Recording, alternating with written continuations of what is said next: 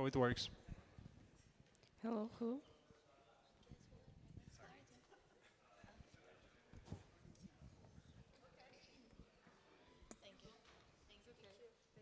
Hi, everyone. Welcome to our panel. My name is Toma Istomina. I am Deputy Chief Editor at the Kyiv Independent, and today we have a special all Kyiv Independent panel.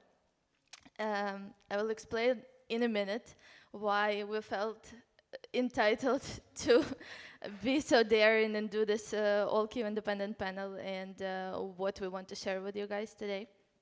So Kyiv Independent is Ukraine's biggest English language publication with millions of readers and thousands of paid subscribers across the world. But we're also a just 3-year-old startup. And as you understand, we've been largely building this startup during wartime in a very challenging environment. They say that first years of a startup are the most stressful. I think this is as stressful as it gets when there's also a war in your country. But nonetheless, we've been able to learn a lot of lessons despite or thanks to this very challenging environment. And I think there's a lot to unpack, and a lot of newsrooms across the world now, not only those that are living through war or conflict, are facing a lot of uncertainty. I think a lot of us on a personal and a professional level feels that uncertainty growing with every day. Obviously, one particular man in one particular high office is one of the biggest reasons for that probably now. But not only that. So we've been able to grow and reach our goals, and I would dare to say make an impact and be heard across the world and get our message across. And we just want to share with you guys how we managed to do that while missiles are flying above our heads, literally. So let me introduce the speakers, my colleagues first. To the very right, Zakhar Protyuk, Chief Operating Officer, Olga Rudenko, Chief Editor, and Darina Shevchenko, CEO of the Kyiv Independent. When we were deciding who will be moderating, I kind of lost the rock, paper, scissors. Just kidding. No, we didn't do it that way. Okay. So a little bit of housekeeping. We will do about 30 minutes of the panel, and then we'll try to give you guys the floor for 20 minutes to ask any questions you have. I would say that it would be good to prioritize questions about the panel topic specifically here. And if you guys have questions about Ukraine, the situation, anything related to Ukraine and the war, we'll have a special side event today at 2? At 2, at Brufani, Bar Bella Vista at Brufani, first floor, so please come. And we will not be the only Ukrainian journalist there. There will be other Ukrainian journalists joining our side event, so you'll be able to meet them and ask any questions you have. Okay, I think that's it for housekeeping. We can start. So, first question. So, on a personal level, I think none of us really plans ahead during war. I think we all think that if we're planning anything a couple of weeks ahead, that's already kind of long-term planning in our reality because everything is changing so fast. But nonetheless, every year at the Kyiv Independent, we get together and we come up with an annual strategy, and we try to build that path forward and see what we need to do to be able to reach that North Star at the end of the year. Why do we do it? I think Darina would be good to start with you. So here's why I make them do that every year. I think strategy, it's tough. Let's admit it's tough when there's a lot of uncertainty and the situation is changing. It's objectively complicated to plan ahead. That's why we're not planning for 2, 3 years, 10 years. We don't have long-term strategies. We're planning, well, semi-strategically for 1 year period of time. Why do we do that? I mean, we do that with the understanding that things can change really quickly, but at the same time, we need to have, well, the final destination that everybody shares and sees the same, right? So we need to align the team around the goal, but also the way to reach that goal. That's the ultimate reason why we do that. I think there are a bunch of reasons why we do it. The one that matters to me a lot is, so we are a team of close to 70 people now, or 70, and we've been hiring a lot. The organization has been growing a lot in these 3 years, from like 18 people to 70. I would say there is a very important HR element in doing a strategy during the war, is to give people means of control in an environment when everyone is really like, I think if you live in Ukraine, in Kyiv or in different city, like you develop sort of schizophrenia in your head, where parts of your brain thinks long term and tries to like keep normal life. The other parts just accepts that you don't know what's happening next month, next 2 weeks, even like tomorrow. And you have to kind of balance the two. So for me, I think the strategy role comes in giving the team a moment to like give that long-term perspective, while everyone who works in our team understands that it might not work out. Like this year, for example, we did a whole like dividing line of the war goes on, there is some sort of a ceasefire version of strategy, and we planned for both. And you know, and we live in both scenarios in our head, and we try to really kind of combine that long-term view with the short-term adaptation, and that's for me why it's really helpful. And that was the first time, right, that we did scenario planning for two options. Yes, I mean, in the we've been doing the strategy every year, and every year we kind of ask ourselves an important question: will be an active war going on this year? If yes, how do we kind of make sure that we deliver on our mission, on making sure that the world sees it to the full extent? And if no, how do we adapt, right? Like, and I think important aspect here is Kyiv Independent was born just a few months before the Russia launched the full-scale invasion. So the big part of the history and of the DNA was formed during the war, yet it was never planned as the war project, as something that we would do during the war. The mission, as we see it, is for decades to come, hopefully for centuries to come. We would love to be that legacy publication, you know, like The Guardian, like The Economist, where they go and like say, oh, we are like 200 years old. We had this cool moment where our frontline reporter, Francis, was on a Munich security conference, and he was asking a question, I think, of one of the prime ministers, and there is someone who said, oh, no, The Guardian, 200 years old. And then Francis stands up and says, the Kyiv Independent, 2 years old. And we would love to be like long-term here, but for that one, we need to always ask ourselves, okay, how will we adapt? And the strategy is that aspect for us. Yeah, I think the key thing is that every year the conversation about the strategy for the next year basically starts, goes, and ends with the main question: will the war end this year? And unlike pretty much everything else is sort of predictable to some extent. You can have some informed forecasts about the, I don't know, whether there's going to be an election in your country, whether there's going to be, I don't know, some big economic shift that will maybe make people unsubscribe due to the economic circumstances.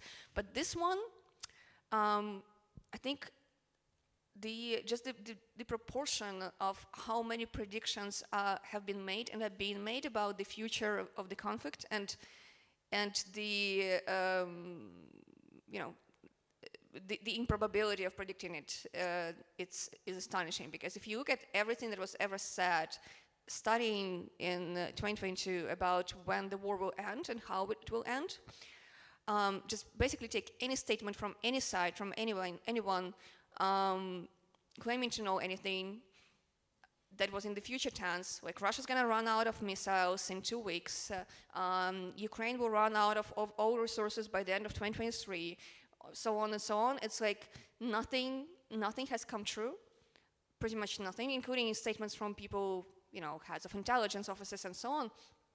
So this is the big question mark that is pretty much unsolvable. Like as Zahar said, we were planning for 2 scenarios, ceasefire and war for this year. And we were pretty much leaning towards the expectation that we will have an active real ceasefire, well, by this time, pretty much. And as you can see, that's not happening. Speaking of scenarios, how do you, on a practical level, actually operate, manage a company that has 2 scenarios, strategies, and let's be honest, these are two very different realities we're talking about. And there are like sub-scenarios as well. Like, how does that On look on the ground? Yeah. On a practical level, well, first of all, when you plan for scenarios, you basically have to filter out a lot of information noise, a lot of predictions that are, you know, sort of within the ceasefire scenario and within no ceasefire scenario. There are also a lot of kind of variations of how that can unfold. But on the strategy level, you have to filter that out and just make sure that there are key elements to and key differences to both scenarios, and then figure out what they mean for, let's say, the company budget, right? How that affects no ceasefire or ceasefire, no ceasefire, how that affects the strategy and the goals. So, for example, if there is no ceasefire, so we basically do what we do now, but more. Or if there is a ceasefire, do we close departments, close work streams? Do we start the new ones? Do we reshape, refocus somehow into the different direction? And I think on a practical level, you have 2 sets of goals, whereas kind of in most of the goals are more or less the same, but then some are very different. And then you budget for the most expensive scenario. And you know, if you save money, that's great. But if you don't, then you actually predicted it. So that's basically a very simple way to look at scenario planning. But of course, I think up until now, every monthly meeting, we were like, so it's a no ceasefire scenario. Oh, so it looks like it's a ceasefire scenario. So we would be kind of back and forth. I think this year's strategy is actually balanced out in a way that most of the goals would stay the same, whilst there would be just a few crucial changes that we would have to take on.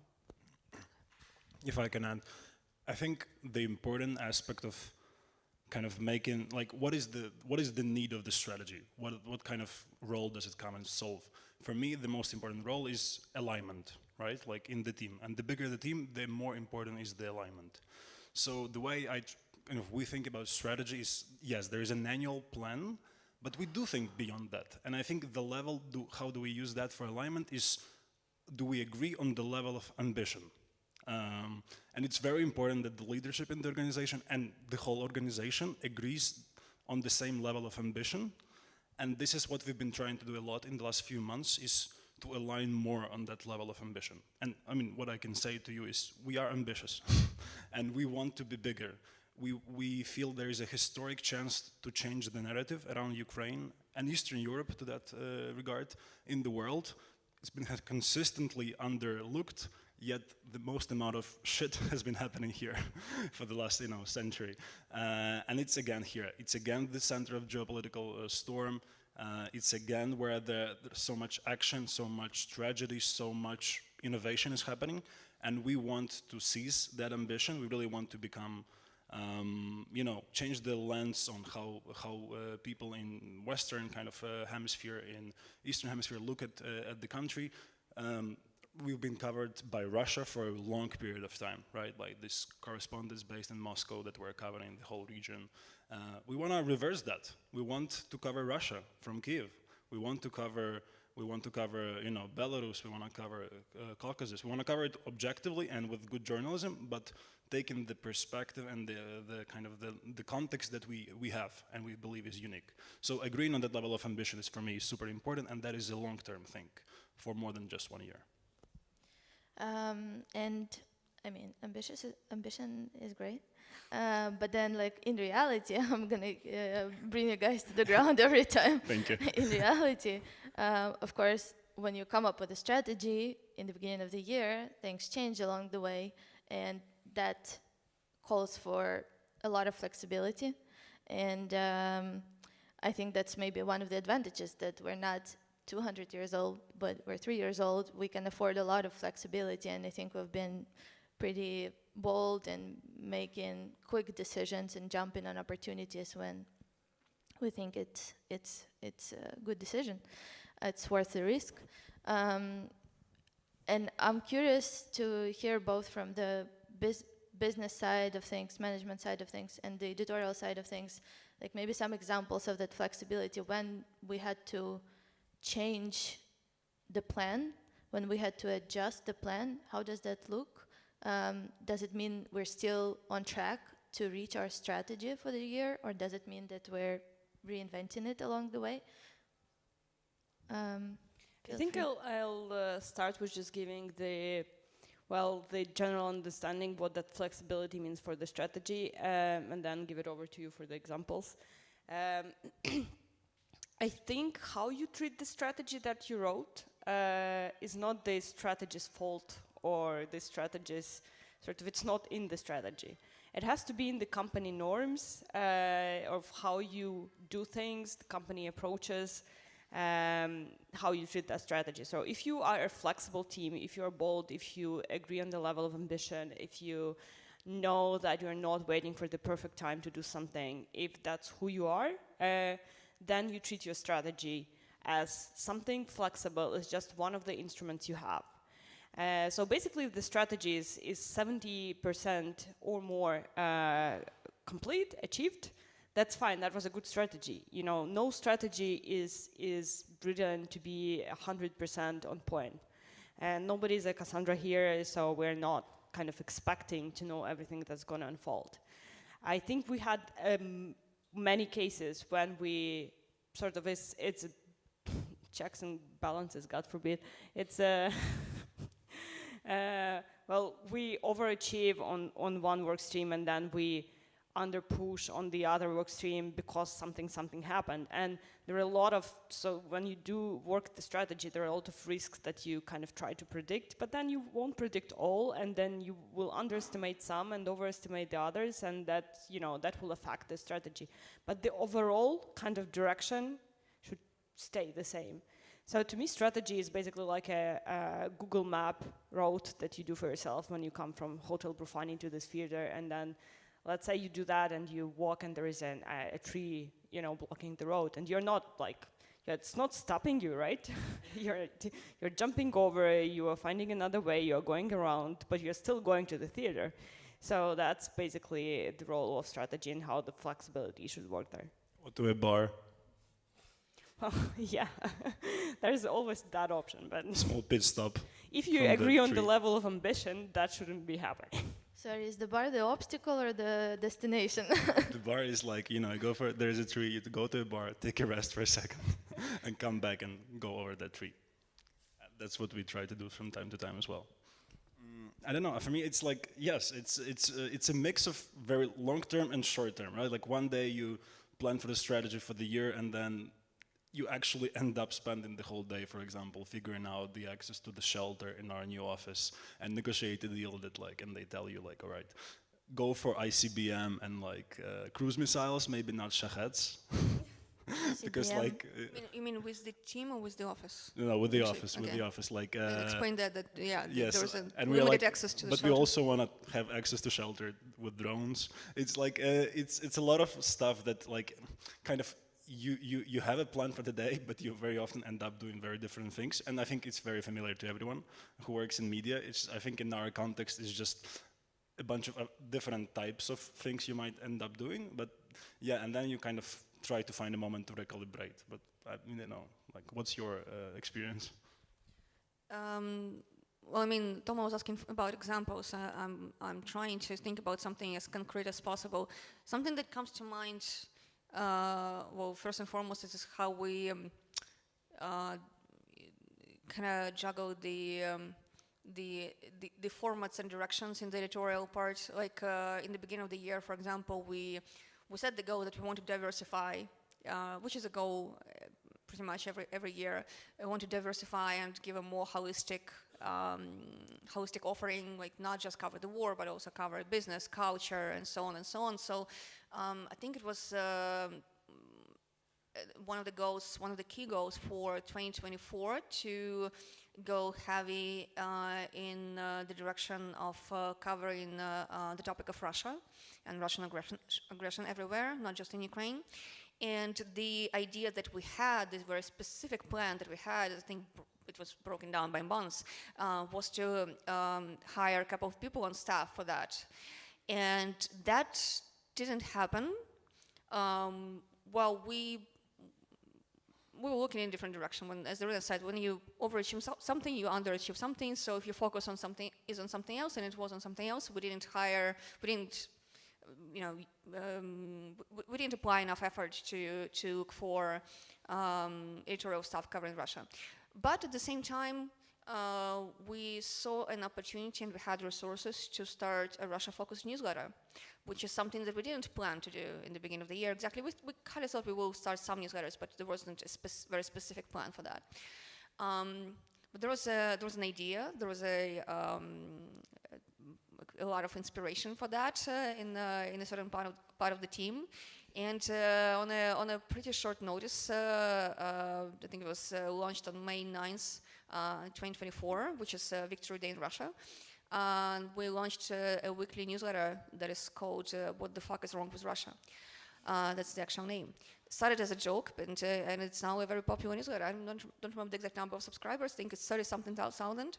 It's, I think, one of our top 3 newsletters. Yes, but at the end of the year, we're looking at what we did on Russia specifically, and we look, okay, we failed on the goal to hire the Russian staff, but with the existing resources, we are covering Russia in this way. So we kind of like, we don't exactly give ourselves a full pass on that goal because we didn't do what we wanted to, but still we kind of like, I don't know, we get a B on the goal. I think one of the good examples of, so this is like on the workstream level, if something doesn't work out, you can adjust the approach to achieving the goal. But then on the bigger level, like, so when we started the Kyiv Independent in 21, the business model was very different. So the Kyiv Independent is 70% funded by its readers, and the rest comes from the commercial revenue streams like syndication, well, commercial sales, book sales, and so on. Well, it was planned as the opposite, basically. It was planned that the Kyiv Independent is funded by the commercial sales, mostly. That was based on the market research we've done, but then when the war started, the advertising market in Ukraine died overnight. There was nothing to base this kind of business model on. But the kind of the opportunity with the readers' revenue, it became obvious. The readers' revenue was also in the strategy, but it was a minor kind of thing we didn't rely on too much. But things changed, right? So the readers' revenue became the major source of income for the Kyiv Independent, and the commercial sales have been a struggle up until recently, when it picked up a little. That's how basically strategies might be wrong, but having all the puzzles there will just, help you rearrange it and still kind of, move towards the goal. Mm-hmm. I think one thing that is relevant for us, and I think would be relevant for publications you are based in, is really like strategy. There is a limit to what strategy can do, and you cannot plan for all contingencies. So you really need your audience, your readers, to be kind of on board with you when you shift, or when you wobble a bit, or when you are in a crisis. We are lucky to have that. I think that is that connection with our community, and we have 17,000 paying members at the moment, is something that gives us so much confidence in small things like, I can give you an example. We do a community survey every 6 months, and we ask our community a question: will you stay with us if the war ends? Like every time. And they're like, yes, we will stay. We're like, are you sure? Like, yes, we will. And I think we are underconfident a bit, and they really give us a lot of that confidence. And when they show up when it's important. For example, when USAID happened, we were lucky not to have any US grants. But so many publications in Ukraine were not in this position and got on the point of, closing the shop. So what we did is we asked our community to support 3 local media in Ukraine, and we raised $66,000 for them in 3 days from our community. Or we recently supported a project that helps with memorialization of Ukrainians that were killed in Russia. We just asked our community to help, and they donated over $10,000. So they show up, and I think that bond that we have with them is something we really want to invest everything we have. We show them behind the scenes. We show them the struggles. Olga had birthday last week, and this week, sorry, this week, and we sent a letter to, and it was both the birthday of her newsletter. By the way, subscribe, great newsletter, Ukraine Weekly, and I didn't make him say it. She didn't. It's a surprise. Happy birthday. And they were kind of congratulating her, and she was sharing kind of that experience of having that birthday during the war. And we do quite a lot of that, and that is really what that transparency is what powers us and gives us a lot of confidence that when things go south, they will help us. Zahar, you said that you cannot prepare to every contingency, but we try. But there are so many of them, and I really want one of you guys to share the craziest scenario that we had to prepare to. I remember the Oreshnik conversation.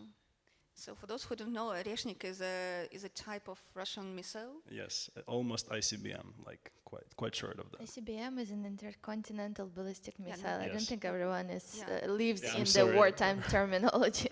We are so used to everyone knowing it. Basically, very fast, very deadly, supposedly impossible to take down with any air defense means that Ukraine has.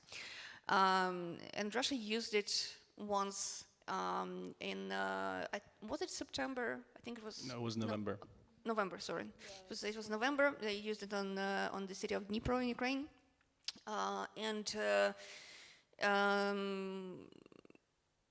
we don't fully understand whether they even have another one that is usable because it's a new thing, whether it's all a bluff. But supposedly it's a very deadly thing that can be intercepted, and they have been waving it, over the world's heads since November. Well, it was actually not since. It was a thing for 2 months, right? Oreshnik was a thing for 2 months. I don't know why. But because of the name, we were mocking it like hell. We were mocking the name heavily. So we had this conversation we just moved in our new office, and I remember sitting with Darina and just looking outside the window and discussing what will potentially happen if it hits somewhere near. Because if it hits you, you kind of there's no contingency to deal with. That's pretty much done. But then if it's near, and we're talking about what we need in terms of do we need to get more bandages and stuff like that, first aid kits for the office, and so on and so on. So, and it's insane because we knew almost nothing. Nobody knows anything about this supposedly deadly missile. But it was such a distraction for a bit, and then it was again. But it was a fun conversation to have, and then we talked about it during the strategy planning, I think, too, because you kind of. I think it was just one of many weirdest conversations we had to have to plan for the uncertain future. One of them was planning for the nuclear strike. That was early in the day. I think that was 2022. It was a summer 2022. For a while, there was a very serious consideration that Russia will use tactical nuclear weapons. We were still a smaller team. So we started, and there was not much information really. What do you do if there is a nuclear strike? It was just appearing there, and we found some information that what was there? Like, so basically there was like nuclear packages that we wanted to prepare for the team, and we did. They're still somewhere like in the office. But what was in the packages? Mine is at home. Really? Yeah. Okay. It's like a costume, I think, like from radiation. So we knew. I don't know about you guys. I knew nothing about what what nuclear weapon is like. Like my kind of very uneducated assumption was that if any nuclear weapon is used against like if any city is targeted, then this city is basically gone, and like there's nothing to plan for. Turns out that a tactical nuclear weapon is actually more localized, and basically the advice that was shared widely, including by government organizations in 2022, was to that if there is an attack on your location, you need to go inside, like lock all the windows, be as like inside as possible. You have like a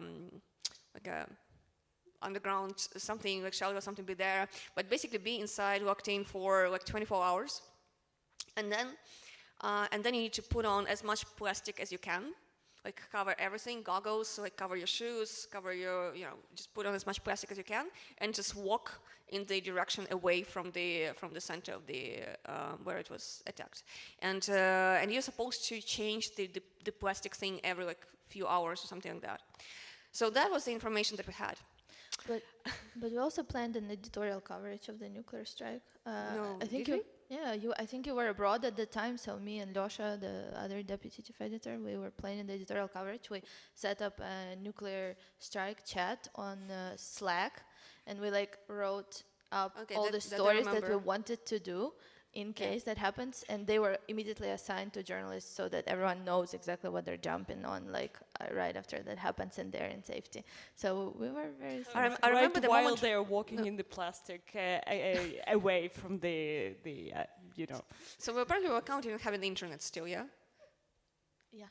Okay, great. That may be a little bit of flaw in planning.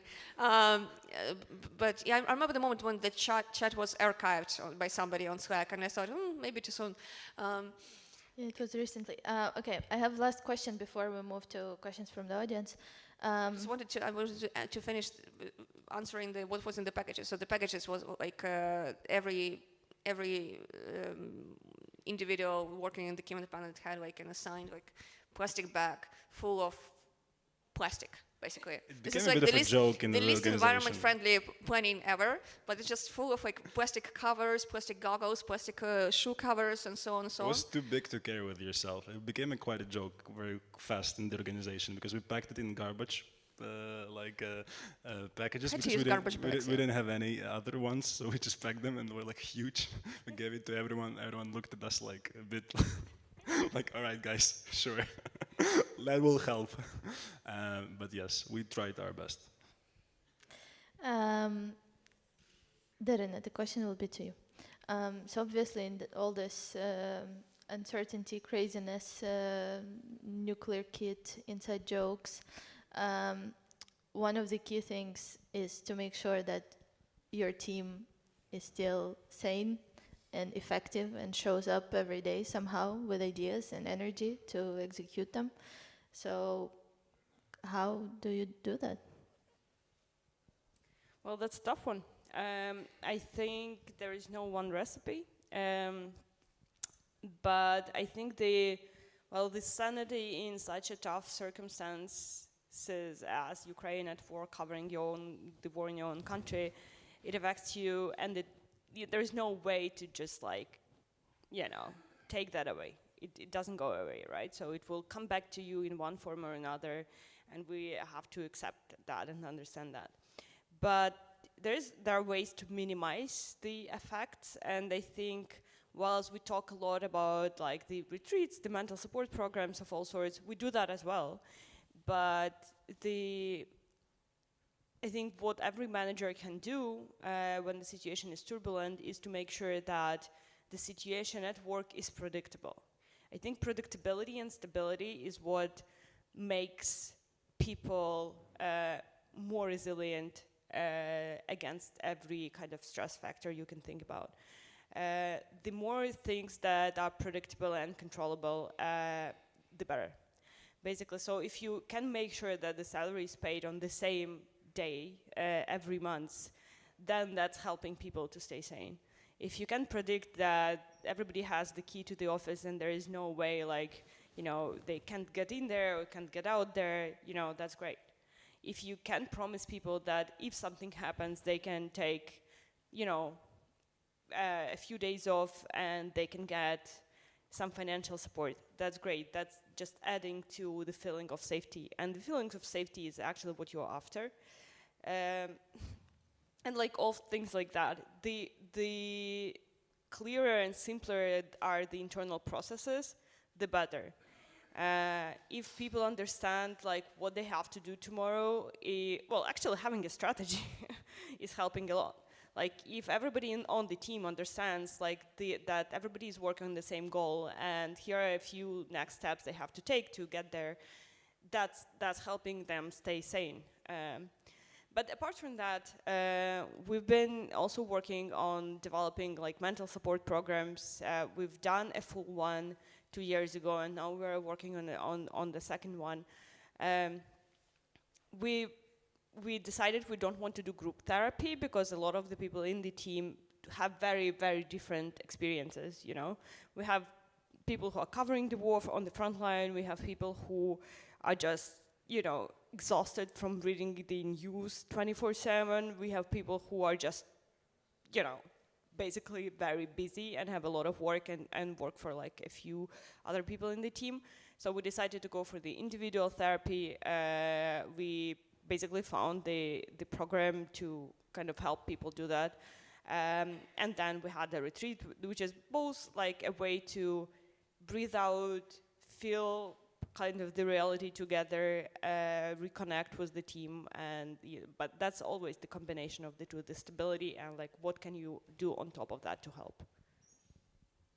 Yeah, I agree. And I think just to add to that aspect of people having different experiences inside the Kyiv Independent, they also have very different experience outside of the Kyiv Independent. During the war, it makes a huge difference, right? They might not go to the front line as part of our crew, but I know that dad might be on the front line, and it's hard for them to work in because they're very worried about family and so on. Someone might have family in occupation.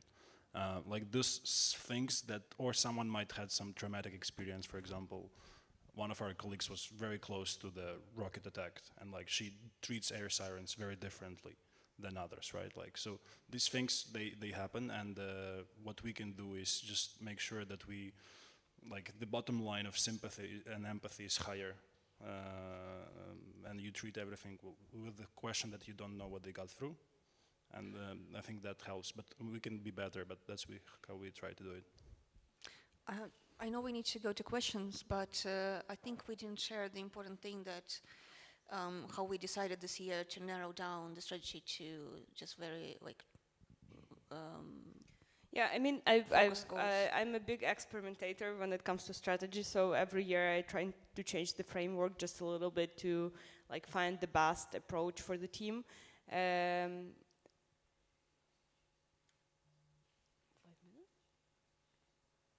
Okay. Anyways, many years we've done like a lot of goals and several goals for every like of 15 work streams, but ever since we decided to focus more, to make sure that the team is more focused and don't have this million of goals to follow every month. So now we have 3 major company goals: one on membership, of how we want to grow the membership base; one on the processes and stability, actually, like the inside the company, and the other one, the editorial goal of how we want to expand the coverage. Okay, thank you. I think we're ready to take questions from the audience, if we have any. Is there a mic? No.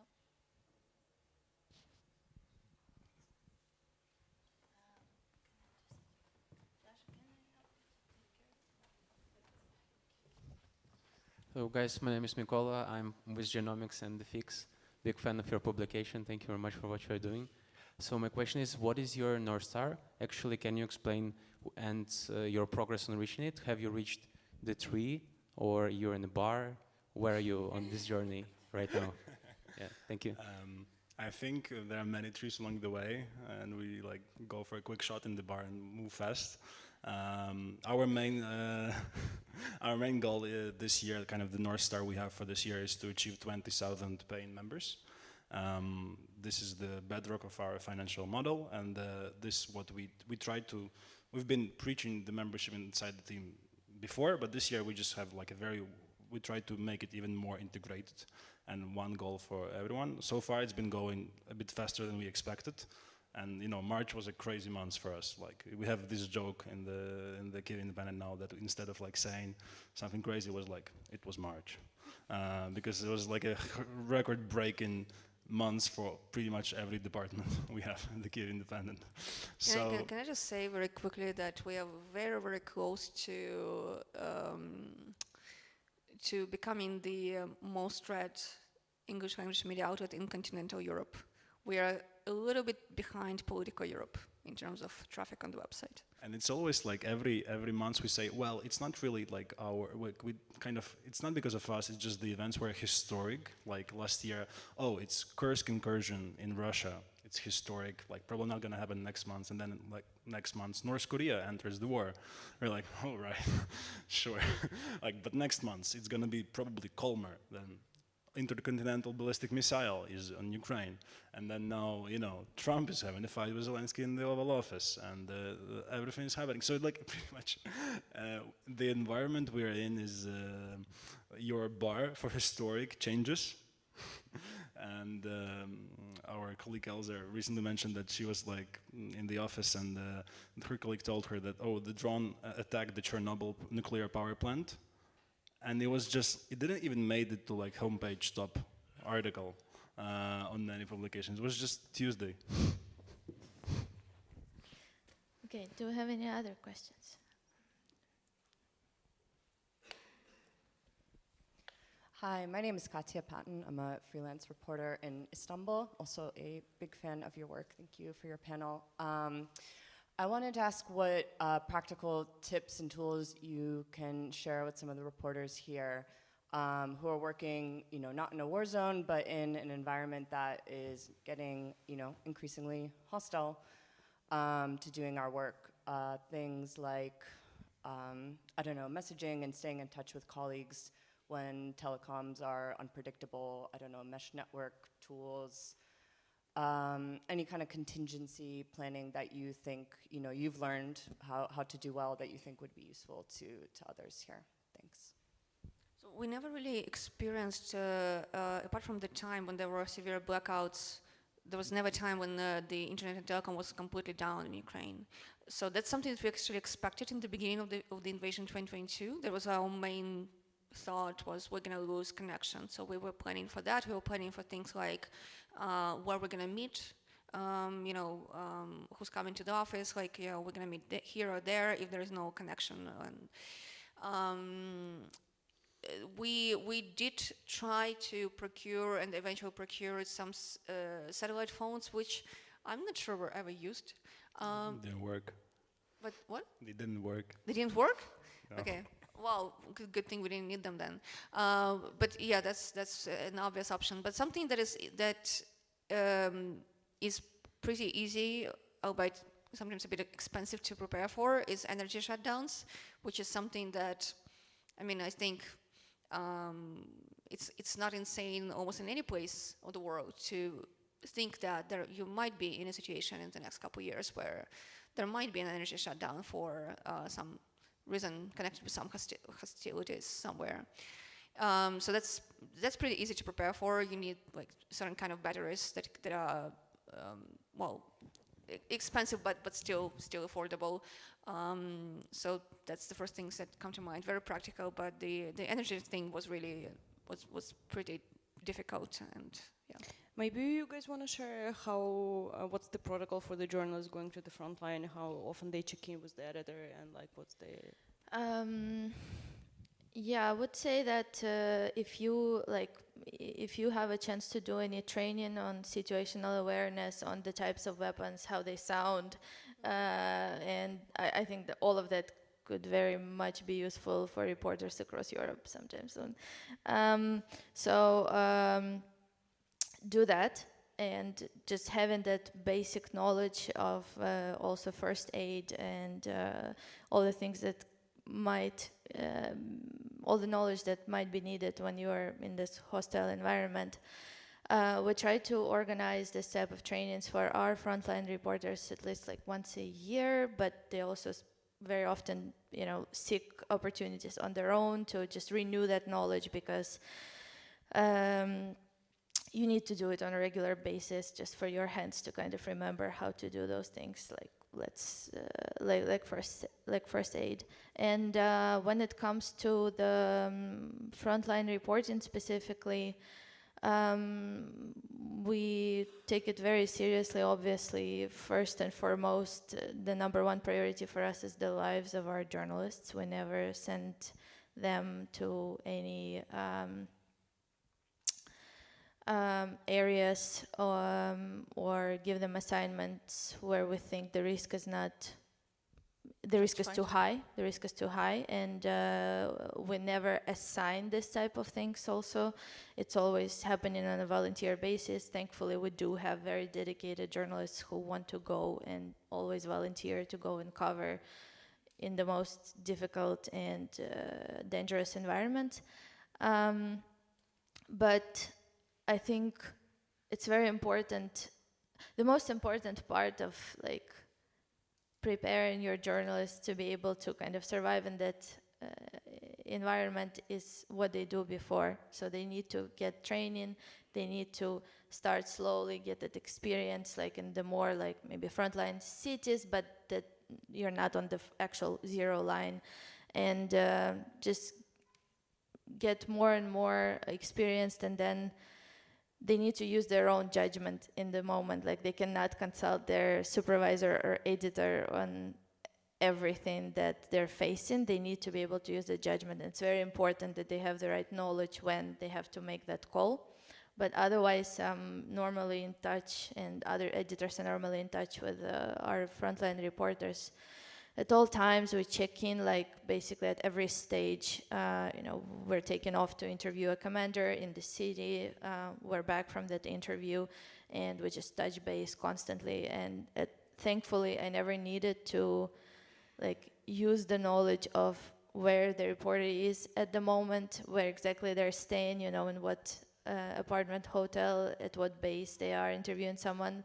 But I always have that knowledge, because the last thing I want, if God forbid something happens, to not be able to help at all. So I need all of that information. We are getting non-verbal signs from organizers that it's time to finish. So very clear signs like this. So if you want to learn more about that, we are doing the side event at 2 p.m. at the Hotel Burfani, Bar Bella Vista. Today. Today. Yeah, we will answer all the questions. I will have more people from Ukraine. And who are doing this. we'll have gifts for the best questions. You see, we have gifts. Yeah, so thank you. And we'll have the fixed newspapers if you haven't gotten one yet. Thank you.